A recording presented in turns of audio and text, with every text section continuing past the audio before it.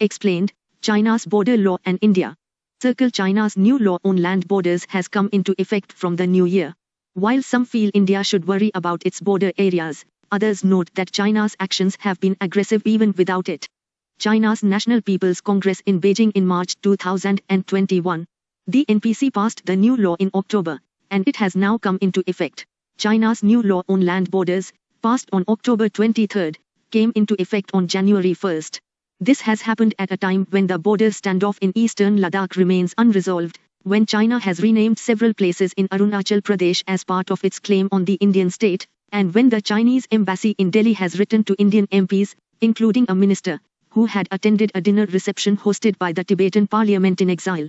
What is the new law? The Standing Committee of China's National People's Congress passed the law for the protection and exploitation of the country's land border areas. State media Xinhua reported that under the law, the sovereignty and territorial integrity of China are sacred and inviolable, and the state needs to take measures to safeguard territorial integrity and land boundaries and guard against and combat any act that undermines these.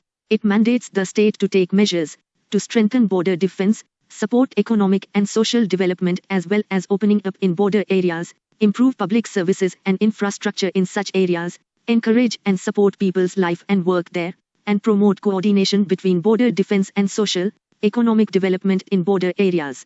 This means that it is encouraging the development of villages for civilians in the border areas. However, the law also asks the state to follow the principles of equality, mutual trust, and friendly consultation, handle land border related affairs with neighboring countries through negotiations to properly resolve disputes and long-standing border issues, Xinhua reported. The law lays down 4 conditions under which the state can impose emergency measures, including border shutdown. Why did China bring it? Shuxian Luo, a postdoctoral fellow at the Washington, D.C.-based John L. Thornton China Center of the Brookings Institute, wrote in November that several factors may have led to China's move. First, she said, this law reflects Beijing's renewed concerns over the security of its land border while it confronts a slew of unsettled disputes on its maritime front. The confrontations on the Sino-Indian borders in recent years may have reminded Beijing that as a classic land sea power, China must always ready itself to cope with threats in both the continental and maritime domains. Must read COVID-19 pandemic also underscores the imperative for Beijing to exert greater control over its somewhat porous land border. Also, the law reflects Beijing's thinly veiled worries about the stability of its hinterland bordering Central Asia, as the withdrawal of the US forces and Taliban takeover aggravated Beijing's concerns that Afghanistan may become a hotbed for terrorism and extremism that could spread to Xinjiang. She believes domestic politics too may have been a contributing factor, bolstering President Xi Jinping's standing in the lead up to the 20th Party Congress later this year when he would secure a third term, where concern India.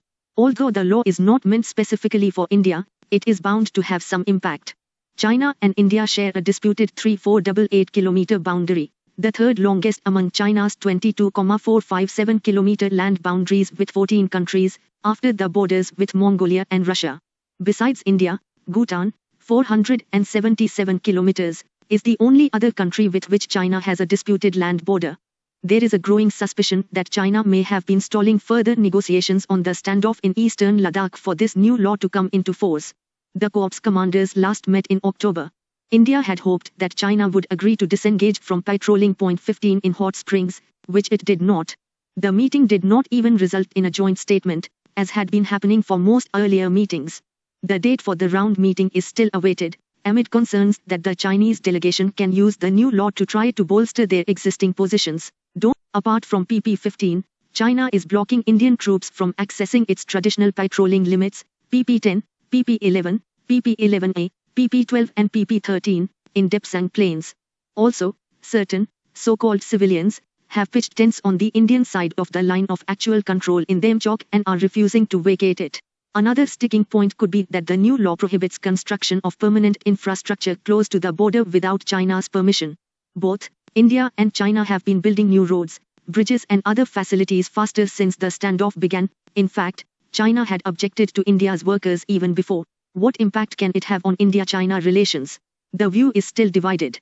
Much depends on China's actions, regardless of the new law. Some experts feel the new law will make China dig its heels in on the ongoing standoff as well as for resolution of the larger boundary issue. Others feel the new law is only a tool China government will use if it wants, as its actions have been aggressive even before this law. The Brookings article in November said, Beijing appears to be signaling determination to resolve the border disputes on its preferred terms. The law sets an overall tone of resolve upfront. Wale, who was India's ambassador to China in 2017 to 18 and has dealt with Beijing for much longer, had told the Indian Express earlier that the law only states the obvious, as every country is in the business of protecting its territorial integrity. The big question is what is your territory, and there we don't agree with each other.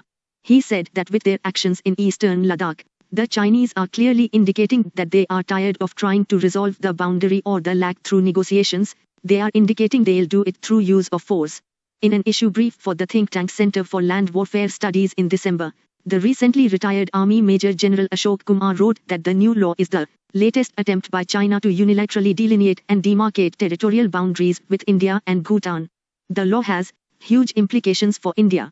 This problem requires a whole-of-nation solution more than a purely military solution. In conjunction with accelerated construction of 624 Chiaokong villages along and inside the disputed land boundaries with India, the Chinese Communist Party, CCP, has created conditions for a militarized solution to the boundary issue.